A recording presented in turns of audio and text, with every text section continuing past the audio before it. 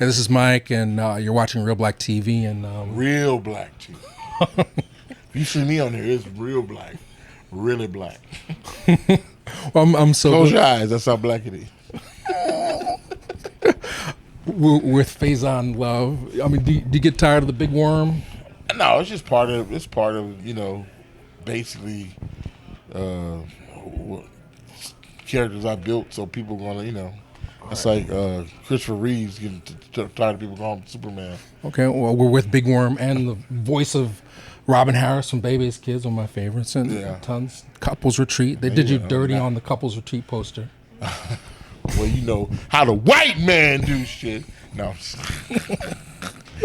they did. Yeah, they. Well, tell them the story. They took me off the poster because they said that people didn't know me overseas. So they took me and a young lady off the poster, Callie Hawk, and people over in London was like, "Well, we know the nigga. Put him back on the poster if you ain't gonna take him out the movie." And they kind of, I didn't have to say anything. Mm-hmm. So the world kind of spoke up, and they kind of got quiet, and then it kind of became a red herring over there because it was really in Universal's face, like, right? And we have to show the pictures. They keep telling that. Well, they don't know the blacks. Well, if you keep taking them off the poster, motherfuckers, they ain't gonna never know. Well, I mean, Real Black is we talk about black film, black consciousness.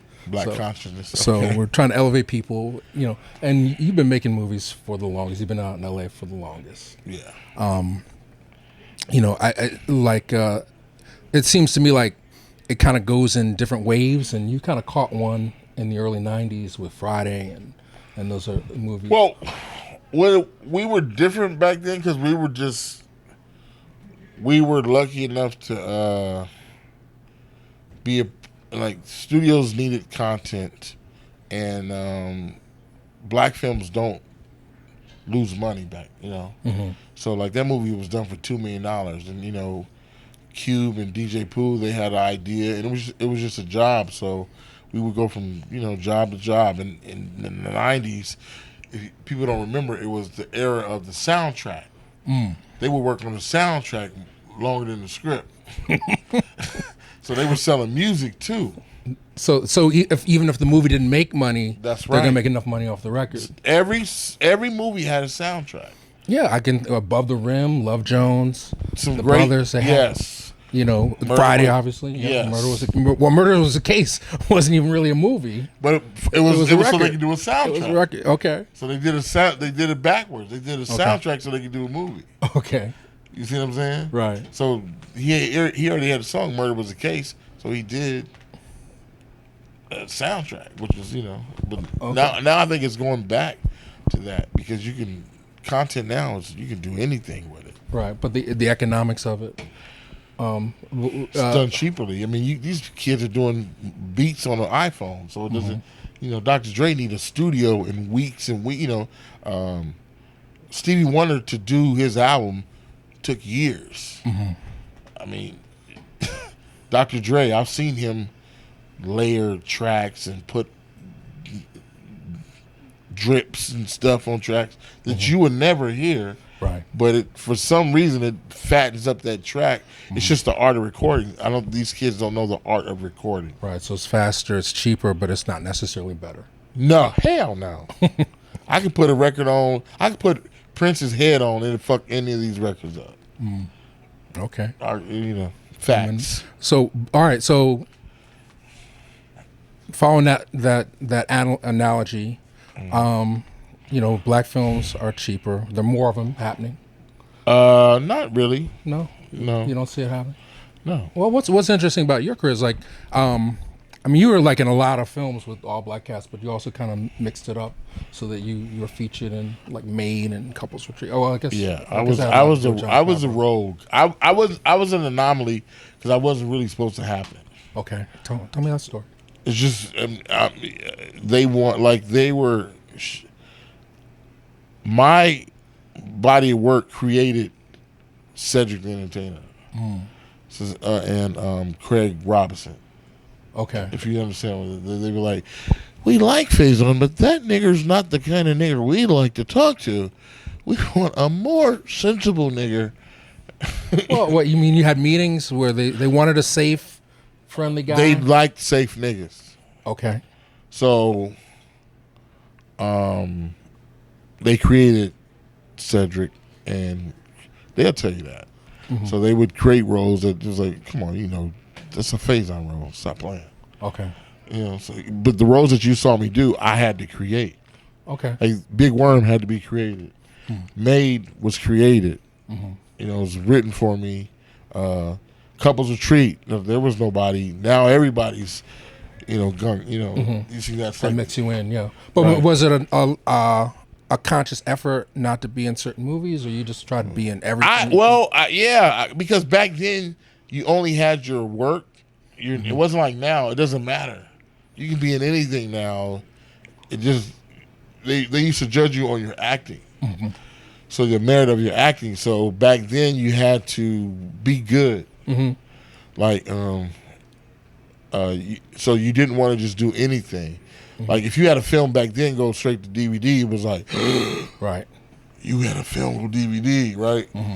Now that's you can go DVD, you can go to 7-Eleven, go anywhere the fuck you want to go. Yeah, you got a 5-star movie on Netflix right now. You should. And we shot here. Brotherly Love. Yeah. Brotherly Love. And we're shout doing out to another Jamal. project with Jamal. We're doing a project now, and they asked me what director I want to work with, and I said Jamal. Okay. And I only worked with him 2 or 3 days, but you can tell when a guy gets it, and he gets it. He's trust me, he's gonna be another Philly. Well, yeah, we're big ups. I mean, he just premiered a movie ABFF. I mean, he's got big things going on. I just talked to him today. He sent me a picture. Anyway, of the poster that It's already well. Let's talk. Well, talk about some of the people you work with, like Queen Latifah. It's my girl. Okay. It's like I only work with people. Like I don't have an agent. Okay. So just an attorney. So people gotta want to work with me. Okay. I mean, what I mean by that is like, an agent's not gonna pitch. You know, we gotta use Faizon. That's not gonna work. Right. It's like Queen. I get a call from Shakim. Yo, we got this. Are you busy that day? Yeah, let's do that. Okay. I didn't work out deals on the set, not knowing what kind of money or whatever, just because they reached out to me and let's go. They put we did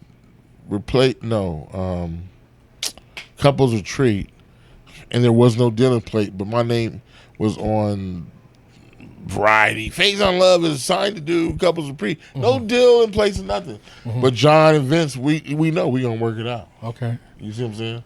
So that's the power of relationships. Right, and it's good to have relations now. No, that's this the most powerful thing. Go into that, and then I'll ask you. Well, you have to relate.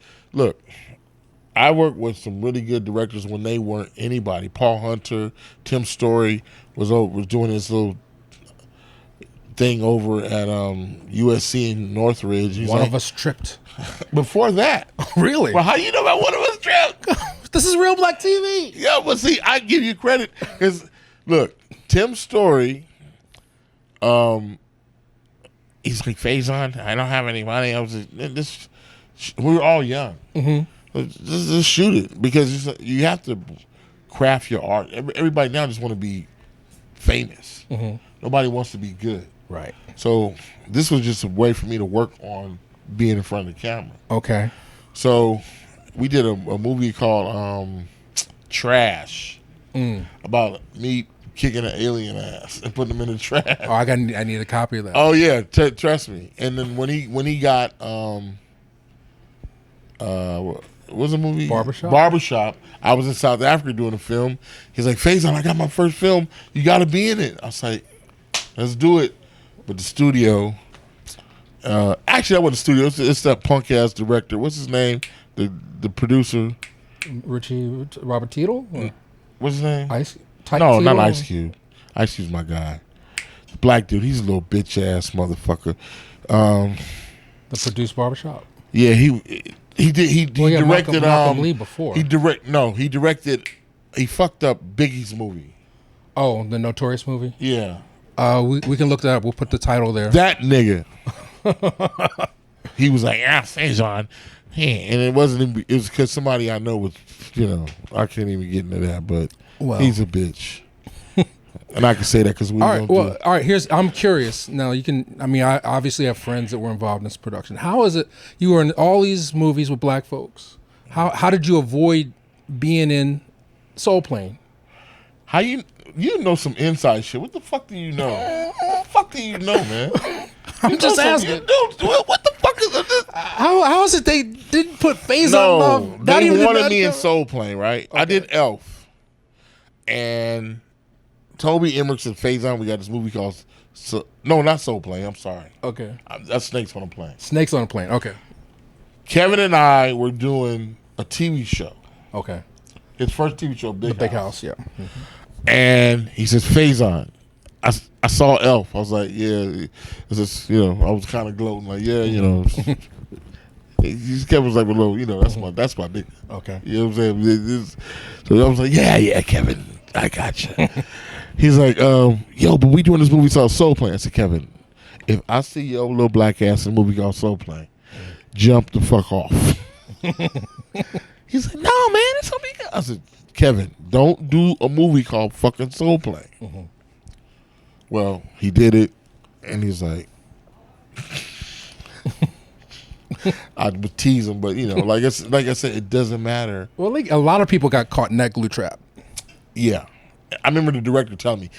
The director could tell me, and he was Jesse, and Jesse's cool as a motherfucker. Mm-hmm. It was like, we got these big ass ties. They look like 20s. I said, okay, but what's the story about? See these big ass ties, they go bouncing up and down. I said, but what is the story? These big ass ties go bouncing, and Kevin comes out.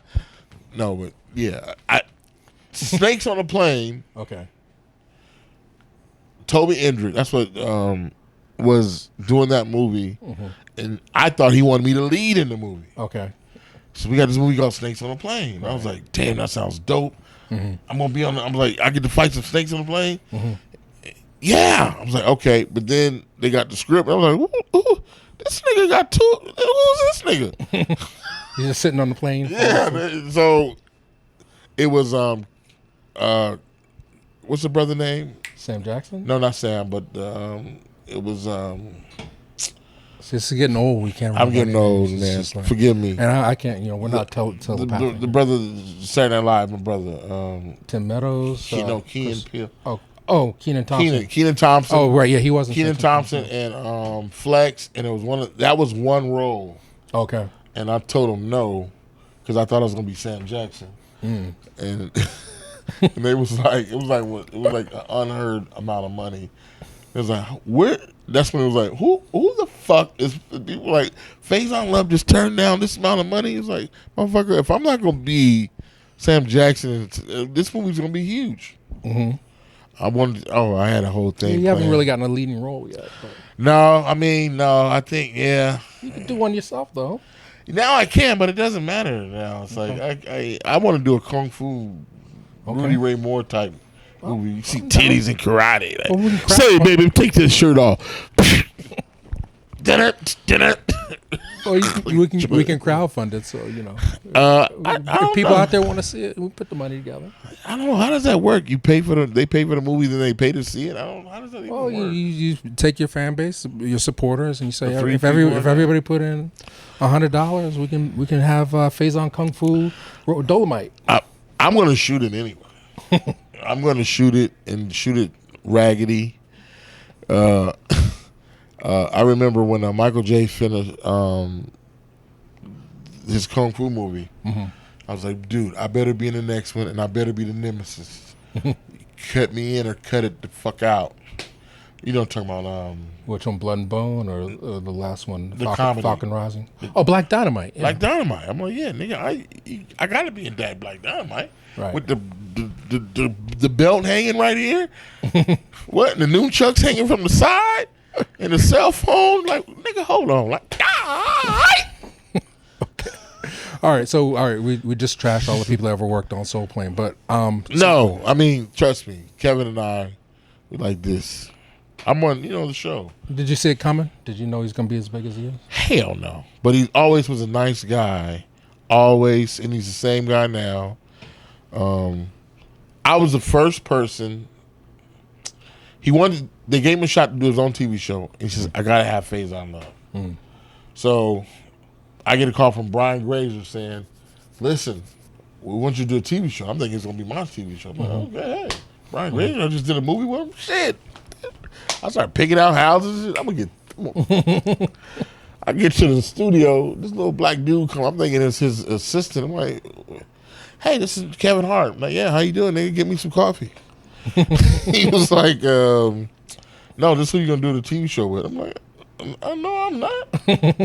He says, yes, you're gonna do a TV show with him. And when Brian Grazer said you're gonna do a TV show, right, you do a TV show with him. Right. So we did a TV show. We had a blast, man. And Kevin, I mean, he didn't have no kids then. He was just married to Tori.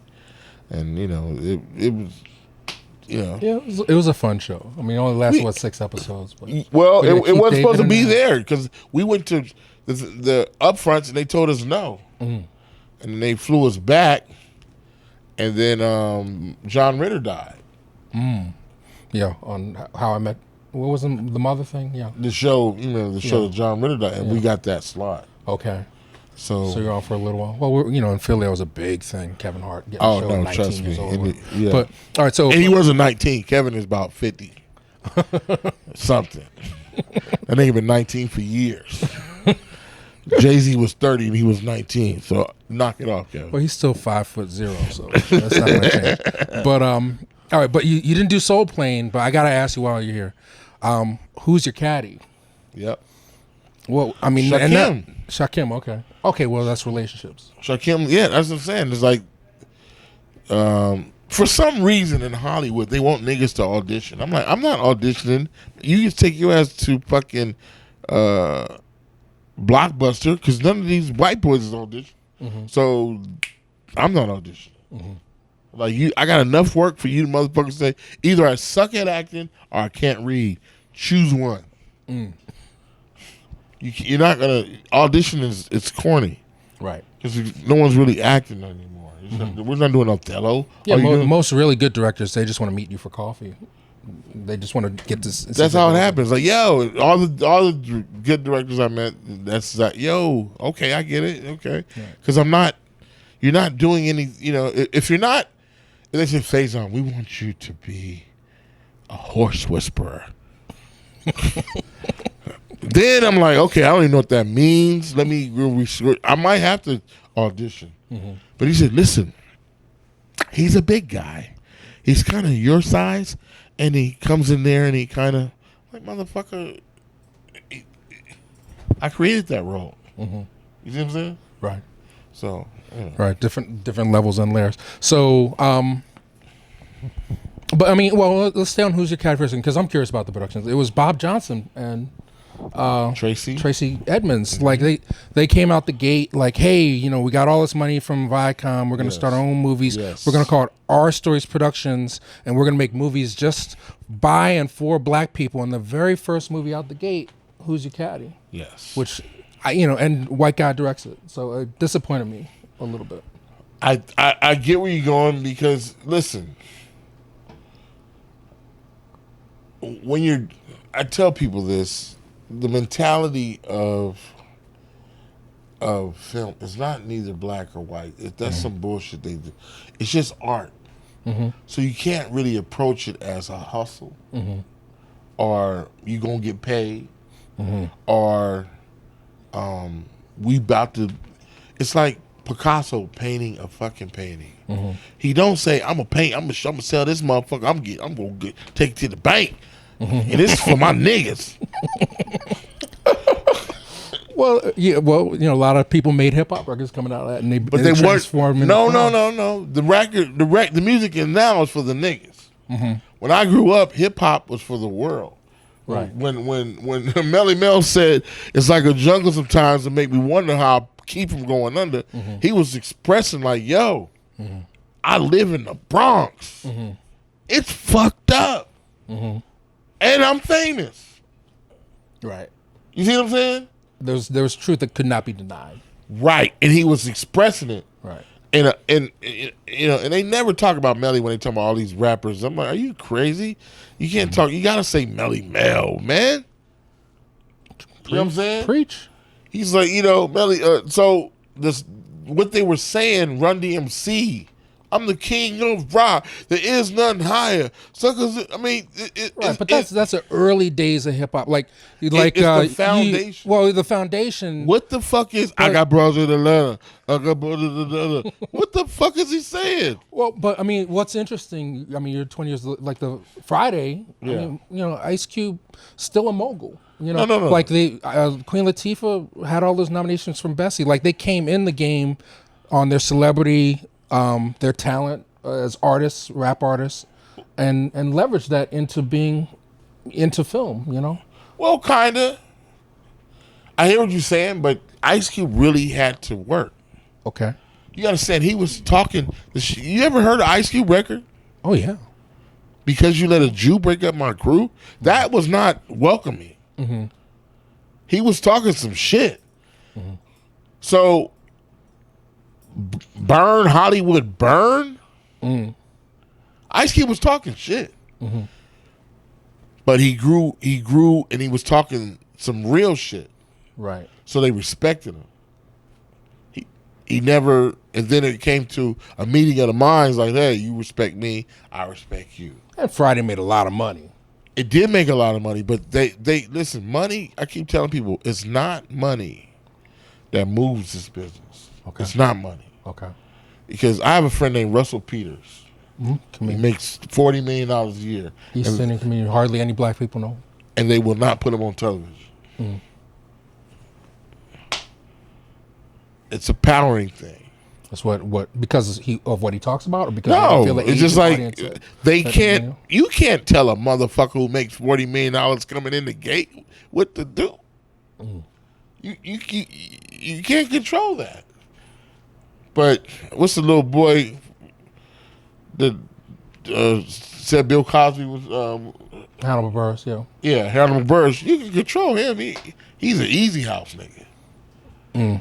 Yeah. Well, was that the thing? Like people wanted, like you imagine like I'm gonna be the star. I'm gonna be they want me for the lead. I have these relationships with all these folks. But then, is it something that energy bring to the room that just says, well, we can't control this guy enough. We need somebody that we can manufacture. They know.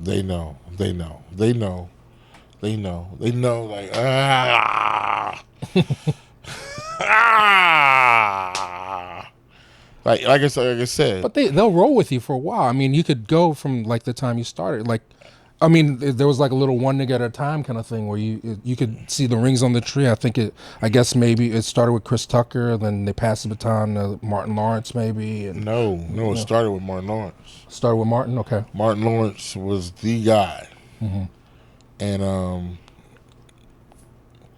Martin, and then Eddie Griffin. Well, kind of. They tried it. Eddie went. There's a few. Yeah, Eddie. Yeah. Well, being in the movie is nothing. Okay. That's a whole. That's.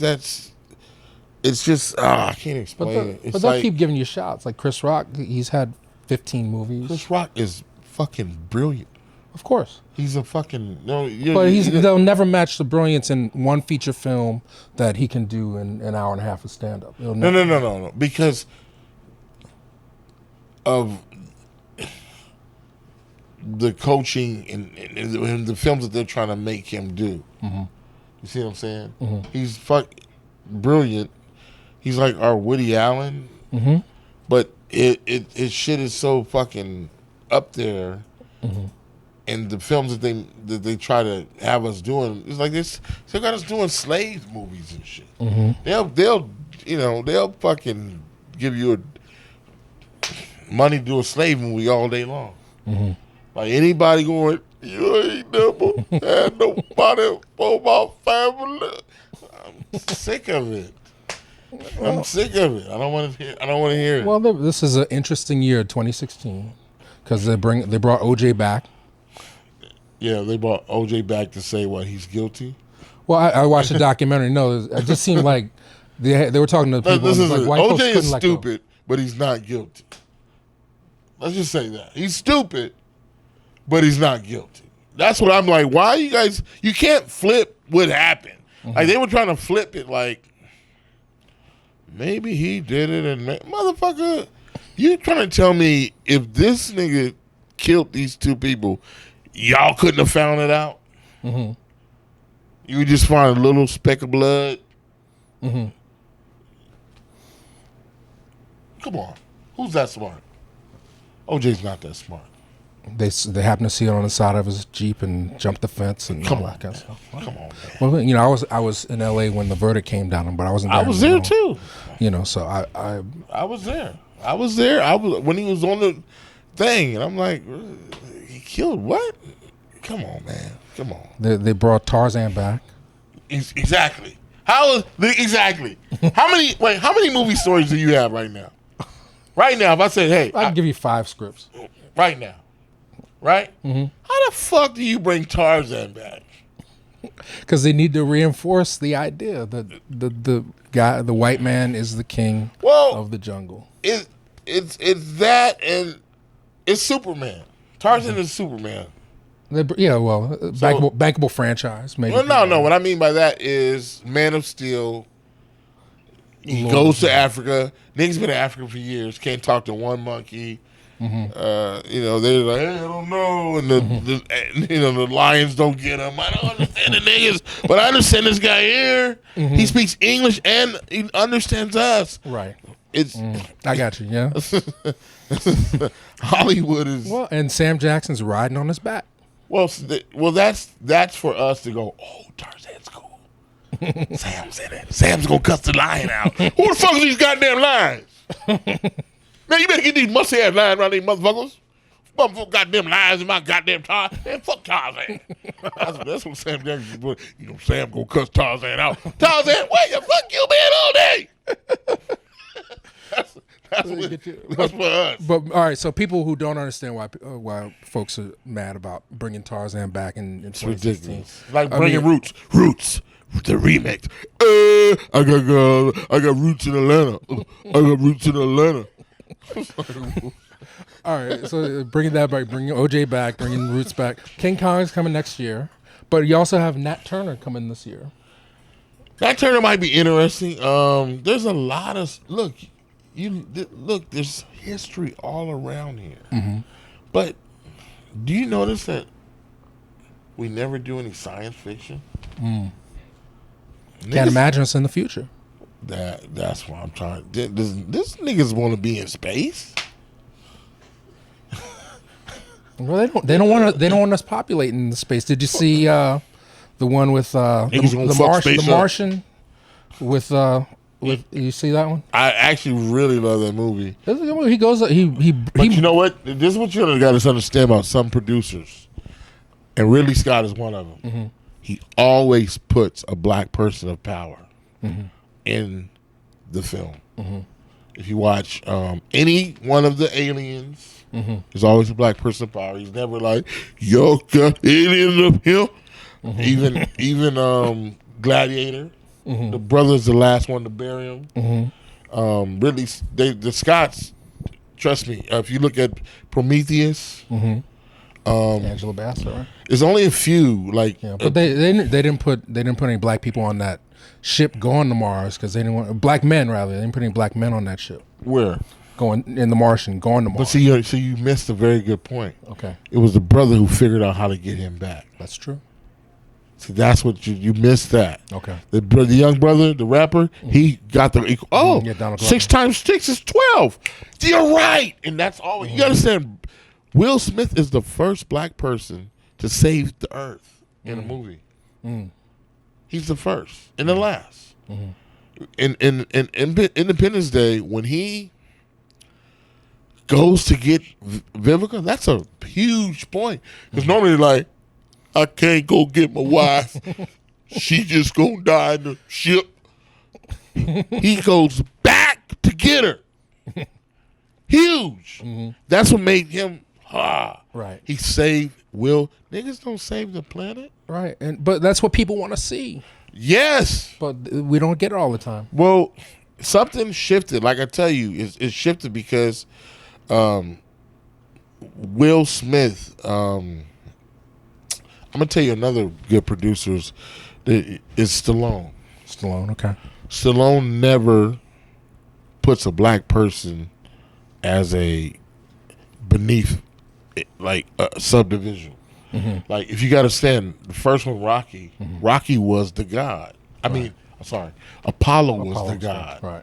Right. Apollo. Apollo was the god. In the name, yeah, Apollo. Apollo was a god. So he was kind of giving homage to all these black fighters, kind of put them in one as the god. He was what?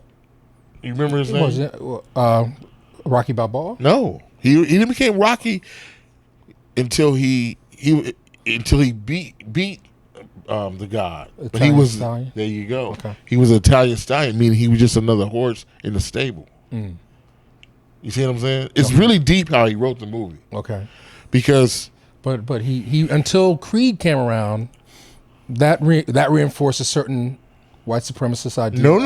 You don't think so? Never. Listen. Okay. The first Rocky, he didn't even beat Creed. He didn't beat the guy. Okay. In any movie, the nigga gonna lose. Generally. If the white guy jump, the nigga. If Tarzan have a fight with anybody, if it was Sam Jackson gonna lose. Rocky lost. It's set up for the next one. Right. The next one, they was fighting like they was fighting warriors. And he asked Apollo, "Did you give me all?" He said, "I did." And he was beat down. It wasn't like he just had a little blood right here. He beat him the fuck. They was beating each other down, and that gave him the respect to be a Rocky, a mountain that Apollo has got on. Okay. You see what I'm saying? Deep stuff. I'm trying to tell you, the movie's deeper. The Creed, that was hip hop. Yeah, but it sort of reclaimed the franchise, so black folks can do it. Well, yeah. Well, now they're going to bring Tupac out this year. Yeah, that's just, Well, you knew the man, so. Yeah, exactly. It's like, the real Tupac story should be called War and Peace. Okay. Because that was Tupac, two people at once. He was war and peace. As a beautiful brother, and then he, I remember me and him having an argument because I had just ate, and we was at the studio. He was buying food for everybody. He's like, "You want to eat?" I was like, "Nah, I'm good." Nigga, come on, you gotta be hungry, motherfucker. Back then, we were always hungry. Only one or two people had some money. Pac had some money, or whoever had the studio time had some money. When did you first meet Tupac? Right after he beat up the Hughes brothers. Yeah, that's a notorious story. I wonder if it's gonna make it in the movie. And he bought his Benz, and he used to come to the Comedy Store with Tretch. Him and Tretch had the whole Sunset closed down because they got into it with some Crips, and Tretch would not leave his side. Tretch said, "Hey, we gonna fight these mother." I was like, "Y'all niggas crazy." But he would come to the Comedy Store, watch us, and we talk shit about him. Chris Tucker would tell Chris had his business. Tupac would tell everybody I do crack. That's some dear mama.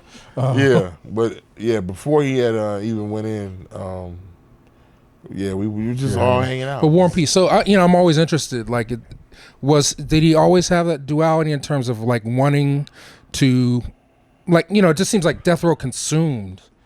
No, Death Row was a paycheck, I think, for him. Okay. You know what I'm saying? Because his whole thing was, just treat me like I treat you. That's what, it was never like on some fuck this nigga or fuck. And look, you had to, like, when I heard the Jay-Z shit from him, I didn't even know who Jay-Z was. So I was like, who the fuck is Jay-Z? I don't know, because we didn't know who Jay-Z was. Right. When I met Jay-Z, he was nice. Hey, how you doing? Like, this is the thing I'm talking about. Like, it's Pac. But you didn't know Pac had sides. You know what I'm saying? He was like, he was complex, just like most geniuses are. Right. But people always had two different relationships with him. But a beautiful brother, man. I mean, just like, it's so funny how our culture, we hung out with these, like if you look at Warren G's album, it'll say thanks to, you remember when they used to give the thanks and everything? Yeah, so they was like, that's when they had CDs back in the day. Yes, you could read what the I forgot what they called it. Liner notes. Liner notes. So it'd be like, hey, thanks Faizon and Chris for hanging out in the studio. Because that's all we did was smoke weed, hang out in the studio, and, actually learn how to mix music by looking at, Warren G and Colin Quinn and Dr. Dre and DJ Pooh. We all hung out in the studio. Right. And just, that's where the food was, that's where the women were. You know what I'm saying? It's like... and the money got crazy. It was bigger money than you could way imagine. money back then. It was money. I remember when Snoop bought that what the fuck was that? The Jeep, the green Jeep with 20s on it. We was like, oh, still. He had a Grand Cherokee, green Grand Cherokee with the dubs on it. We was like, whoa, shit, Snoop balling. Yeah, but yeah. But I guess what I'm wondering, like you met him out when Tupac was in Cali, but as like until he started catching all those cases, it got a little scary. But I always felt that he was going to pull through the capitalism and start making more conscious music. Really, like I think he had a lot of ideals in terms. Well, of his brother Bo was like saying it's like they a lot of times they was broke, because. And then, another good friend of ours is MC Breed. Like, Pac would stay with Breed. Was there no future in your frontin'? Yeah. Mm-hmm. So we would all stay with Breed because Breed had a house and then his brother can cook. So if we all chip in on some food, it'd be a meal. It'd be like Thanksgiving. And then Breed had all the cars. So if you need to go hang out at the strip club, you go take one of the cars, go to the strip club. Yeah, so the culture was totally different. Yeah, and you've seen it change. I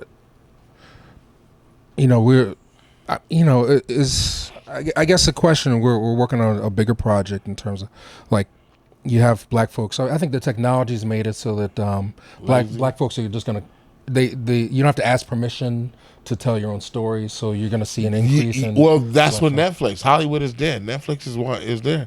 But I'm like, okay, tell some stories. Just tell a story, even if it's just a story with you and your grandmother on the porch and how y'all went to the store. That's a story. It don't have to be how you guys had to fight through slavery and pick cotton. It's like you and your grandmama went to the store when you were 12. You know what I'm saying? Oh, it's so many stories out there. It's ridiculous. I don't know why, because I'm really beginning to question this history shit because I see Ben Franklin's name. I'm like, this motherfucker was a traveling motherfucker, and I don't know. He was Ubering around this bitch here in Philadelphia. He was in Washington. You know how far Washington is? How you gonna get from Washington to here? I mean.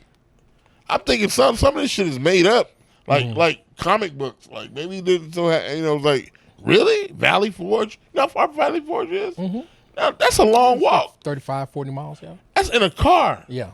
There was no cars back then. So how did Ben take his ass in them suits way up there? Oh, that's how they like it. They want to put their name on everything. But I'm saying though, maybe it never happened.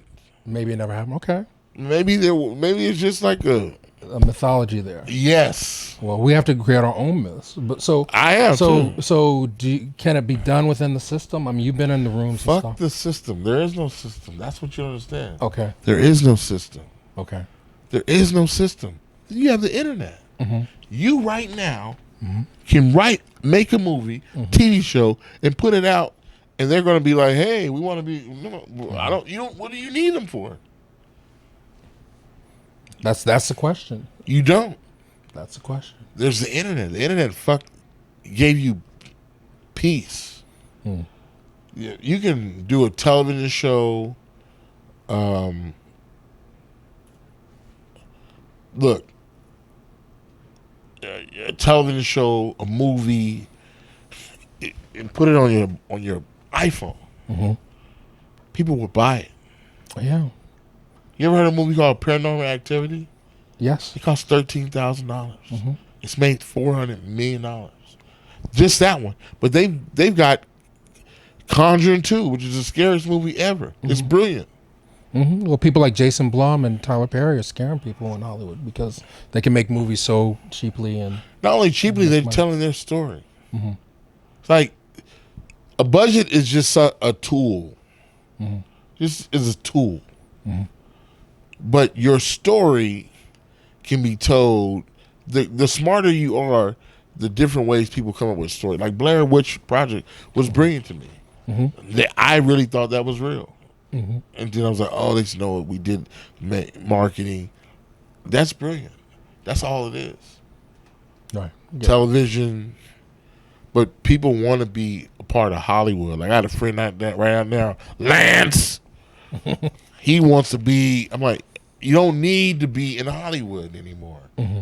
You have cameras everywhere. You have editing equipment everywhere. The internet's everywhere. You only need to be in Hollywood if you want to go to the beach or Roscoe's. That's it. No, I'll call you. Like, well, Oscars So White was the big hashtag a couple months ago. Give a fuck about the Oscars? Jada Pinkett, she was sitting on her couch and she said, like, look, we're sick of this and we can make our own. Well, we bit. Listen. Will Smith means more to the black community than the fucking Oscars. Okay? He means more to this community than a fucking statue saying, good boy. There's young kids becoming Jamal. Directors, writers, actors, or maybe even going to school to do something that has nothing to do with this.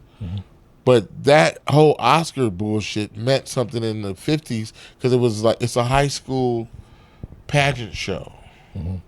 Like, we are giving the Oscars to all people we think. Well, I don't give a fuck. I don't want no motherfucking Oscar. I want Will Smith's house. His house is the side of a mountain. When your house look like a mall, nigga, you got an Oscar.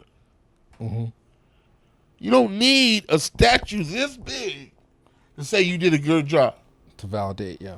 Fuck no. You can't let somebody else validate your work. When you saw him in the movie, what's the movie, him and his son? Pursuit of Happiness? Oh my God. Yeah. Does that movie not make you cry? Every time. I've seen a bunch of That's real. Not somebody going, today we like to think for best slave shoes. Give a fuck about an Oscar? I'm like, why do niggas give a fuck about Oscars? Well, all right, last thing. I know you've been very vocal on Twitter. Another person that black people hold in high regard is Bill Cosby. You should. Yes. But I think a lot of people just don't know. I mean, we're roughly the same age. I think we're a year apart. How many years older than you? I'm 47. Yeah. I'm 48, Yeah. So, and I worked on the original Cosby Show. Really? Yeah. Okay, you're blessed. It was a great experience. Great experience in my life. Yeah, you have to work with the guy. So, but I mean, like a lot of people, they're very quick to. I mean, and there hasn't even been a trial yet. To just that's what I'm saying. They're so, like I said in my set, they're so quick to go. Yeah. Now there's people. There's a boy out there who raped a young boy. He ain't been to court. His bail is $50 or some shit. They not following him. They not taking his shit off TV. They gave a boy. They just got a boy off. He raped. What? How many people? Girls? There's one that got raped too and got 5 years. No. He got 6 months. 6 months. Oh, is that the college? One of them. Yeah. You got 6 months. There's been two in the last month. And I'm like, why you? It's got to be another. It's got to be something else, because you got to say, if Mr. Cosby did this, Coca-Cola, NBC, Jello put him. They all knew about it because when they said it, everybody knew. I was like, I never heard that once, not once. And they were, it's a secret. It's a secret. What the? Wait, whoa. What the fuck are you saying? This is a secret now. And the people that they're getting it from, this crackhead, Janice, who admitted to, she said her daddy, she had sex with her daddy. Wow. Oh, yeah. This is what they, see, they don't tell you that part. They go to the bullshit. So when it first came out, I was like, fuck the bullshit. Because when they did it to Michael Jackson, I believed the hype. And I was like, Michael Jackson invited me to the house. Chris Tucker said, hey, man, Michael wants you to come to the house. I said, man, ain't he fucking kids? And Chris said, man, you sound stupid. And then I sat there and watched the trial. And I saw Michael Jackson come out. And to everybody else, they said, oh, Michael's crazy. But see, I done been to trial because I was wrong. And when you wrong, you walk soft. You come to court early before they open the doors. You see what I'm saying? Yeah. Because you don't want the judge saying shit. Yes, you bring a bag, you square it up. Michael got on the car and was dancing like, fuck these motherfuckers. And fuck your goddamn case. That's what him dancing on the top of the roof was. Like, motherfucker, ain't nobody touch these punk ass kids, motherfucker. This is an act. But that's what they didn't know. It was an act. All that weird shit was just a fucking act because it's show business. But they didn't know. They was calling him Jacko and all this bullshit. I'm like, where are these motherfuckers? Oh, then I found out he was smart. He wasn't buying gold chains. He wasn't doing that. No, he's buying publishing. Yes, he was buying publishing. He was giving it back to Little Richard. Real estate. Yes. It's like, oh, you motherfuckers is mad. So I felt that America owed Michael Jackson a huge apology. So when this came around with Bill Cosby, I said, fuck no. Not on my watch. Fuck no. Well, why is it they're so quick to tear people down? That's what I want to know. Why are we so quick to let them? Why do we let them? We should be standing there like, fuck every one of you motherfuckers. You know who I love and I didn't understand it at the point? Clarence Thomas. Clarence Thomas cussed them motherfuckers out. He said, hey, this ain't nothing but a high profile lynching. You motherfuckers take that bullshit back, and they back the fuck off. Now, Bill Cosby came out and said, fuck every one of you motherfuckers. I gave you millions of dollars to your raggedy ass colleges, you punk bitches. You ain't gave me the money back. You want to take awards and shit? Fuck your awards. Send me my check. People. That's what I would say if I was him. Send me my check. You understand that? In the 80s, he was given $20 million. In the $20 million in the 80s? Spelman, all that. Yes. Yeah. Spelman and Morris. They ain't gave them checks back. They talking about they took a award. You can't take a award once you achieve something in life. You can't take something back, fool. No matter what, you can't. It's intangible. You can't. I did it. Once I learned how to do 100 push-ups, you can't say, you know what? You can't do it no more. Like, motherfucker, I'm doing 140 now. Right. Once you achieve it, it's a wrap. Well, I mean, you know what I'm talking about. It's shame on them motherfuckers. Paul Mooney, he talks about the illusion of inclusion. Yes. You know, and it just seems like everybody seems to get their nigger wake-up call. Well, I don't even think it is. See, that's not what it is. No? No. Okay. He was never, to me, by me listening to him, was never like, I'm one of these people. His message was, quit putting your hand out. We got it in our community. In our community alone, we can do whatever we want to do. You see what I'm saying? In our community alone, we don't need to ask no president. In our community alone, we can educate. See, you got to understand, segregation, the only thing bad about segregation was they was treating us bad when they took the money. So we go into the same hamburger restaurant. They tell us to go eat in the back. Like, bitch, I'm paying $1 just like this motherfucker paying $1. But segregation, that's the only time black people had their own restaurants, own businesses, own gas stations. When integration came, all that left. Right. So the black dollar is less. Right. And we have fewer places to spend it now. Right. So that's why when I hear about black people saying, I don't give a fuck about a motherfucker being racist. You don't gotta like me. That's some bullshit. Right. You don't have to like me.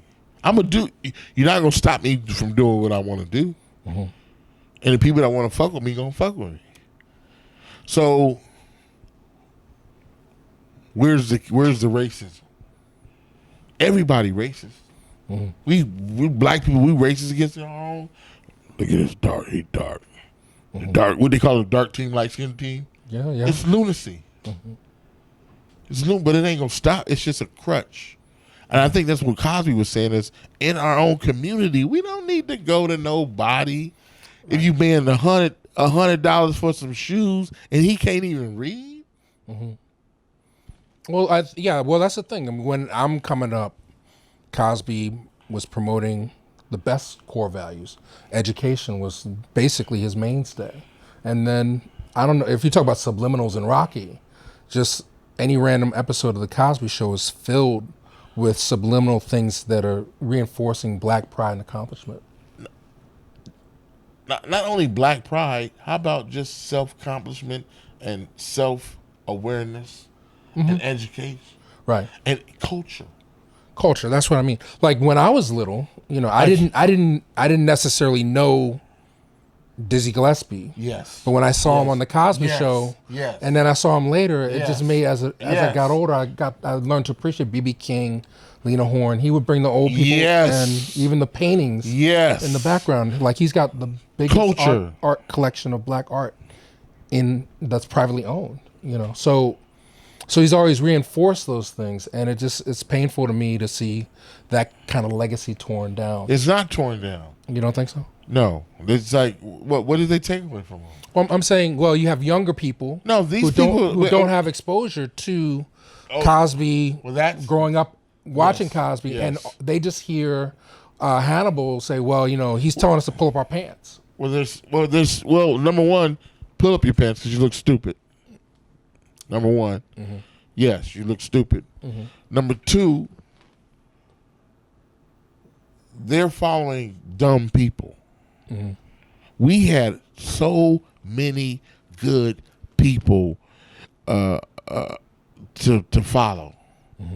Thurgood Marshall, Andrew Jackson, Andrew Young. Yeah. Don't put Andrew Jackson in there.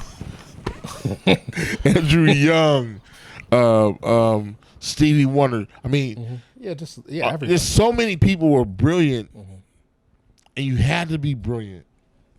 I know I'm missing Bruce Lee. People forgot about the first black woman that ran for president, Shirley Chisholm. They don't even know about that. They don't even know that a black woman ran. And those facts. So I kind of fault us because we're not teaching them. We teaching them how to buy Rolls Royces, pimp hoes,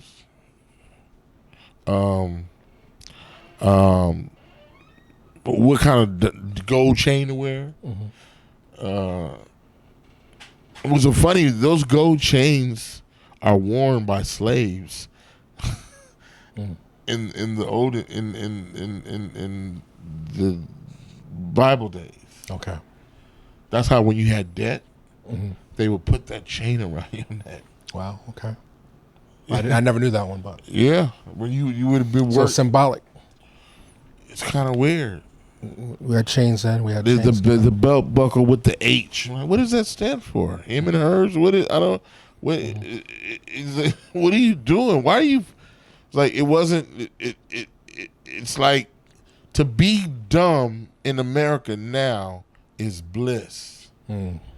They especially for us. Like, what are you doing?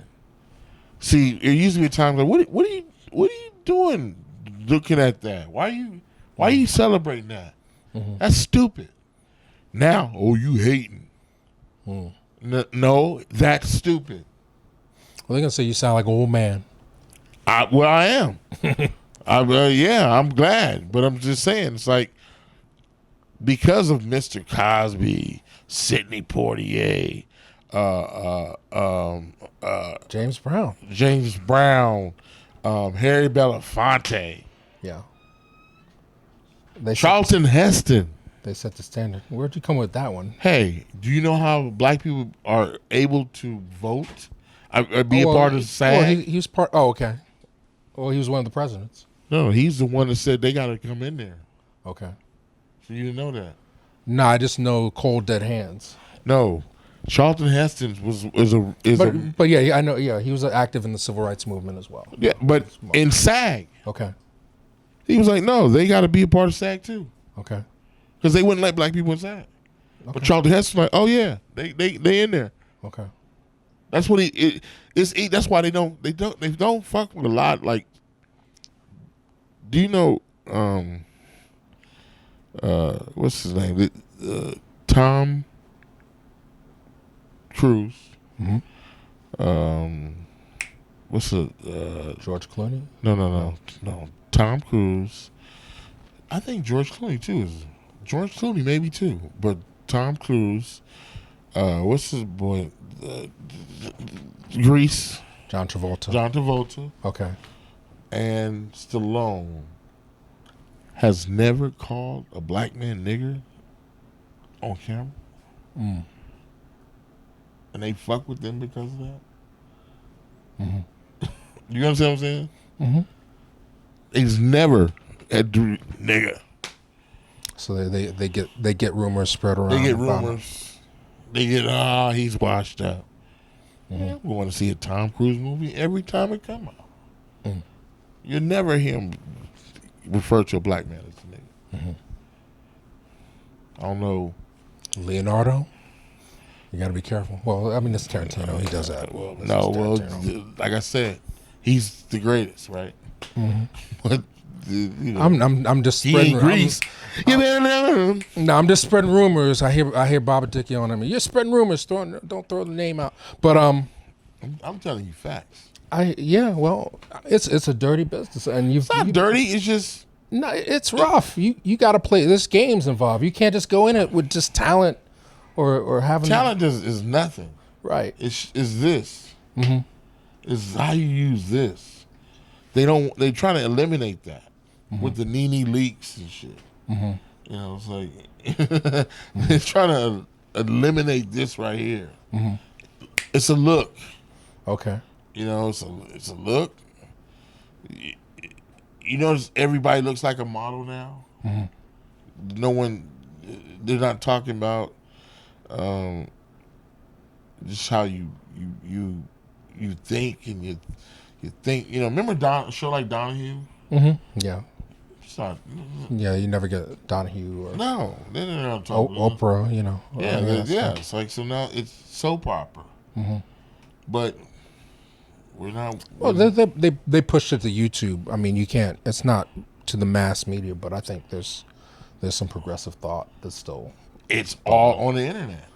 I've seen more fly stuff on the internet than I would see in a film. You know, I mean, I've seen some dope stuff on Netflix. I'm like, wow. There's a show on there called Blood something. I didn't see that one. But. Yeah, it's dope. I mean, they got a lot of. What I'm saying is, it's the beginning. So all that old bullshit about Oscars and eating correctly with the blacks and Hollywood is done.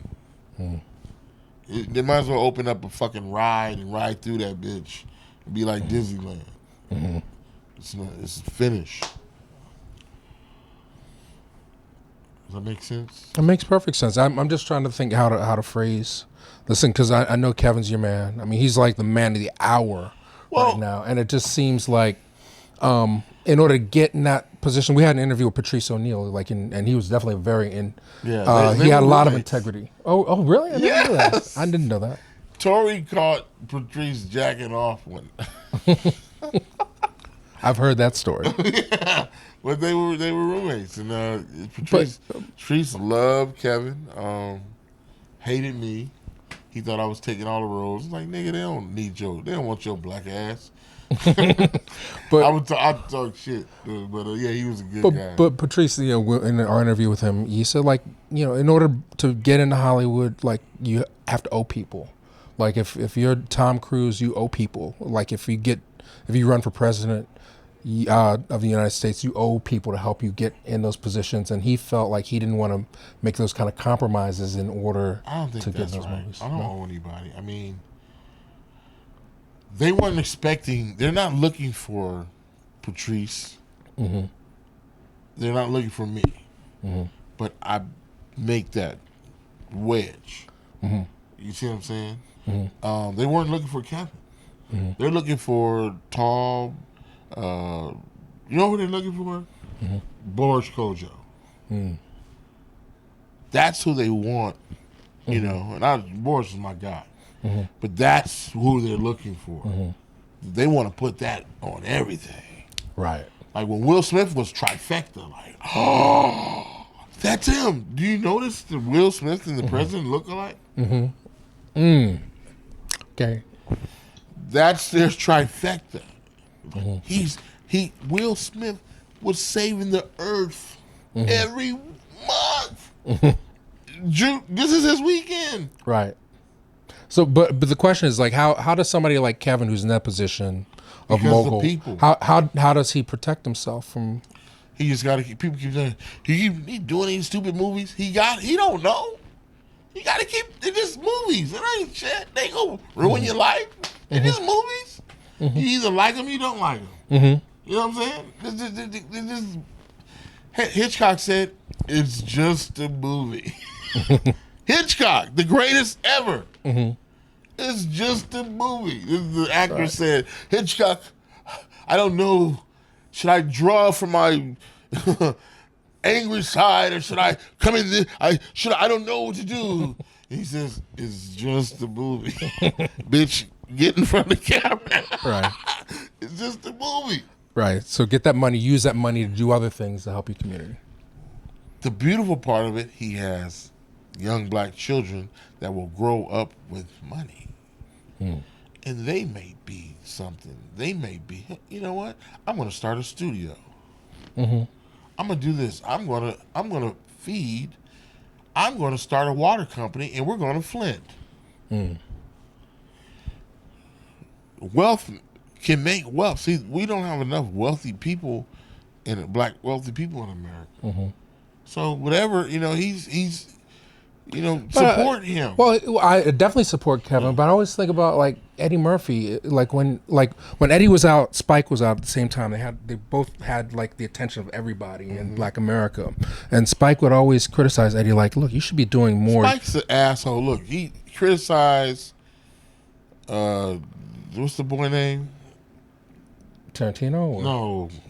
Matty Rich? No, there's a whole list of people that Spike Lee has criticized. Yeah, he's an asshole because he's the number one house nigga. He's a house nigga. Mm-hmm. Trust me. Okay. I don't know how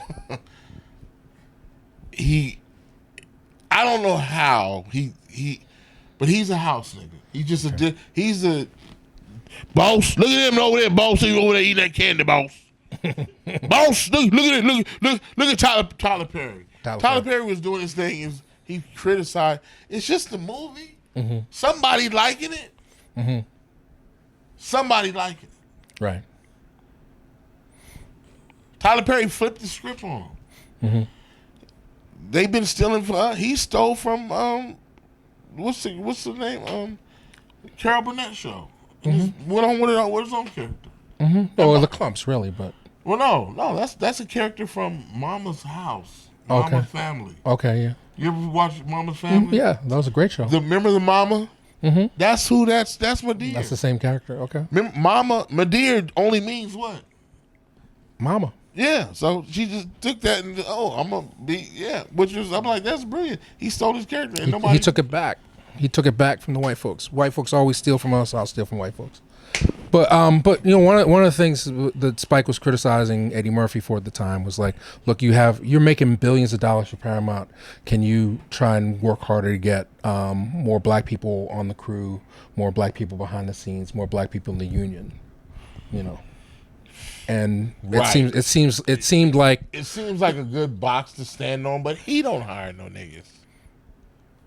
I've never been on a Spike Lee set, but one of the things that I realized, another thing, it was a Rolling Stone article at the peak of Eddie Murphy's fame, and somebody said, "Hey Eddie, would you ever consider being in a Spike Lee movie?" And Eddie said, "Look, I don't want to be in any Chitlin Circuit movies," and it just made me realize that it's not really the artist's role in terms of necessarily picking what they want to do, or else maybe he would have done Fences. It's really the agent looking at the overall paycheck and what their percentage is going to be. It's a little bit of everything. I mean, I don't know if Eddie said that, but I know Eddie Murphy as a mentor, as a big brother.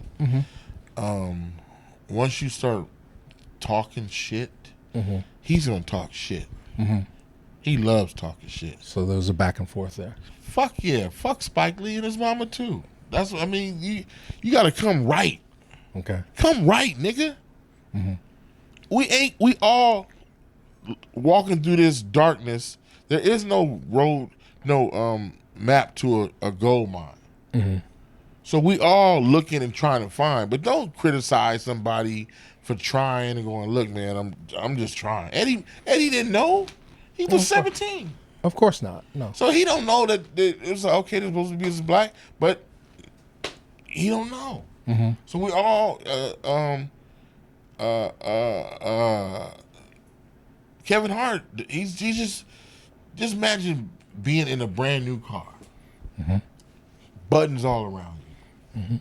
You don't know what these buttons do, but there's somebody that been in that car. Like, hey man, don't press that button because that's when you're like, well nigga, just you smelling a new car smell. You feeling about yourself like. I want to ride this car by myself. Let me break it in first. You see what I'm saying? But that's what I'm saying. We're not cultivating. Yeah. We need to cultivate. We need to learn and grow and stop being so judgmental and separating. That's why I say fuck Spike Lee, because I ain't know nobody he helped. When you do a Spike Lee movie, you gotta fly yourself out and you gotta put yourself up. And it gets paid. Everybody gets paid the same, right? Or less than what their rate. Yeah, if you're not Denzel, you dish your ass. Yeah, well, that's on record. Sam Jackson stopped for a while working with him because he said, My rate went up, and Spike still wants to pay me the same money I got for Gator. So, I mean, Spike's been on the show more than anybody. So, on this show here, it's about 5 or 6 times. But did you tell him I said fuck off? Okay, and he likes me too. Well, that's what we like, is different people's opinions. And the last thing I'll ask you is any thoughts on the election? What's going to happen? I don't give a fuck. I'm like, who gives a fuck? I say whoever gets voted off the island. I mean, it's all rigged. If they can rig the game, they can rig that. I don't. It's set up for Hillary to win, right? Well, it was set up for her to win last time, so there's a chance. There's a chance that Trump could pull this off. No. It wasn't set up for her to win, and Obama was there. It was no. It was no. I'm not I don't know politics. I just look. Because they never do what they supposed to do. Like, just help these people, I mean, and then I never believed that the government is supposed to help the people. We're the community. In a community, we can help each other. You see what I'm saying? Definitely, yeah. So if you live across the street from me and you need your grass cut, but you don't have a lawnmower, I should just go cut your grass. When the lemons are ripe, you might bring some lemons over. The lady who down the street might have some cows. She might bring the milk over. But this is how a community works. We're not a community. We a hood. You see what I'm saying? We nigga fuck what? You get paid money. We have told these kids that money is the best. Money's a lie. Money is not it. It's getting better in a skill. Now, if you don't have a skill around, you ain't shit. This man has a skill. You have a skill. She has a skill. Those skills will make you obtain a better life. And that's what we have to tell these kids, is obtaining a better life is more than just money. Because I know people with gobs of money and just miserable. You see what I'm saying? Right. So it's not money. Money is irrelevant. So regardless of the outcome of the election, there's still certain things that we're gonna have to deal with regardless. I don't even think we should be focused. We should be focused on the hood. Okay. Making that a community. Let's take the hood out and let's walk down the street and just knock on the door like, what you need, man? What you need right now? Okay. Somebody with English. What y'all need? What y'all need in the house? Well, you know, man, we need some cereal. We need this. I'll be right back. Boom. And really get back to education, not education, but education with a skill. You know, teaching people, you know, okay, electrician. All this stuff here is money. Painting. Right. People think you have to be a actor or a rapper. No. This stuff right here. You can work there. You can do that job for 50 years. Yes. Once you have the skill. It's a skill. We have to go back to skills and bettering the neighborhood and making our neighborhood look beautiful. There's nothing. Why you ain't gotta write on the walls. Right. You ain't gotta. There's no reason why Watts can't look like Beverly Hills. I don't know the areas around here, but Society Hill is nice, right? Yes. But Society Hill should really look like all of Philly because it's all built the same kind of way. Them houses, stacked houses, what they call? Brownstones, row You know how houses. beautiful those houses? If I did one house and just did it and boom, like, yo, and take care of it. The Latino community, they don't let motherfuckers just come in and tell them what to do.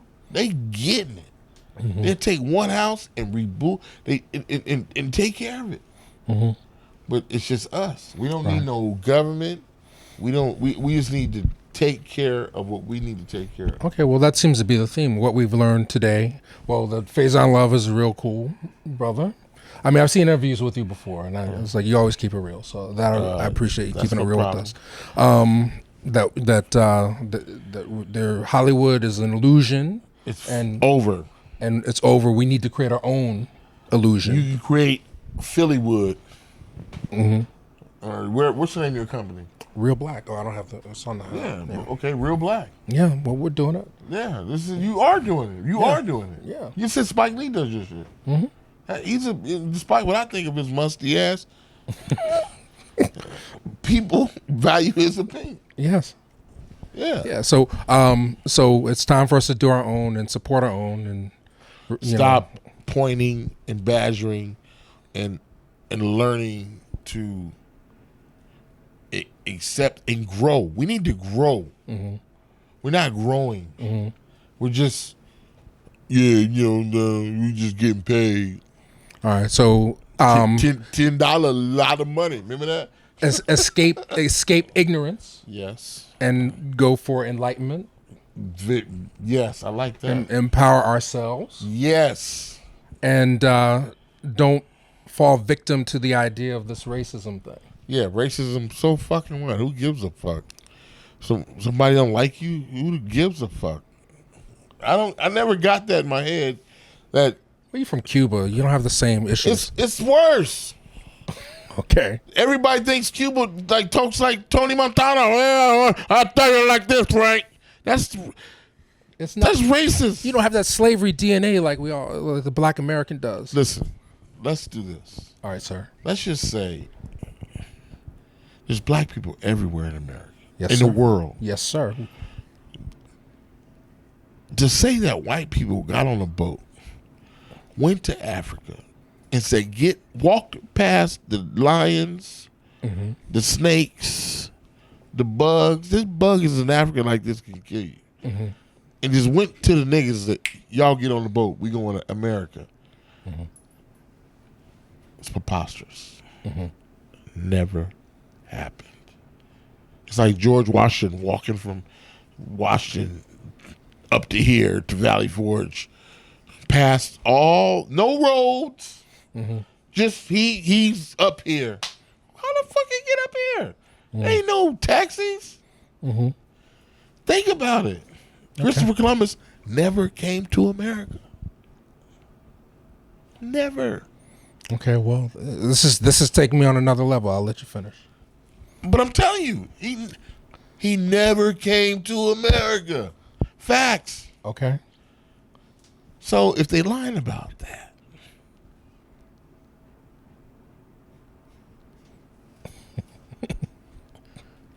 Benjamin Franklin, I've never seen a real picture of him. Okay. But they got drawn pictures of this motherfucker. But no cameras. Well, photography didn't exist back then. Shit. They got pictures of everything else. Well, they got pictures of everything else. Well, I'm sure you're right. I'm sure that a lot of people. Lincoln got a picture. That's true. And he was in. All right. Well, okay. So on the crazy scale, just to it may be true. I think the main thing on that is that you should liberate your mind and question everything. Everything. You know, don't necessarily believe that you were put here to be somebody's slave. But is the world flat? I don't know. All right. Okay. I mean, I used to laugh at that, and then your boy brought it up, the rapper. He said it was flat, and then I started thinking about it, and then online they have all this evidence of how it's flat. And I was like, because they don't really have a picture of the Earth. Did you know that? The whole Earth. None of, like, all the space landing on the moon, all fake. I know I'm sounding loony. Well, I'm just down to question everything. But okay. I'll question everything. This is I'm gonna give you this. I'm gonna give everybody this, right? I'm gonna give you all this, right? Okay. Now this is for the cameraman, right? Okay. Fact. Say he's the first man to get on the moon. We in the rocket ship, right? He's the first man to get on the moon, right? Say you're the man. I'm the first. I'm the first man on the moon. Well, you have to be the second because your cameraman has to get out there and set up the fucking camera to film you coming out first. So you the second motherfucker on the moon.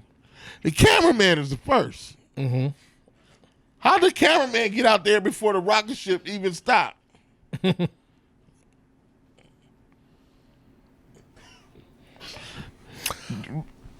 There's a car on the moon. We left the car on the moon. Remember the moon car? It's a moon car on the moon right now, running. It's true. Well, there's a flag there too. But I'm saying this as a camera. Yeah, as a camera. How you gonna get out the spaceship, set up the camera, then go back in the spaceship, land, and say that's one and perfect reception. I go around the corner, my cell phone is dropping. You on the moon with freedom, man. We're Porter 3. Can you grab us some milk? Okay.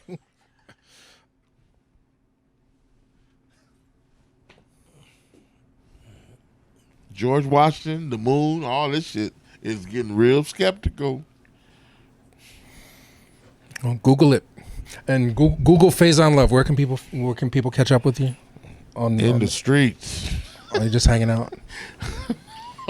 On Ben Franklin Parkway. On Ben Franklin Parkway, next to NASA.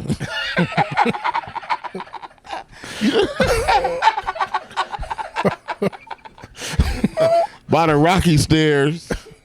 Hey, they moved Rocky's statue, but they left Frank Rizzo's statue.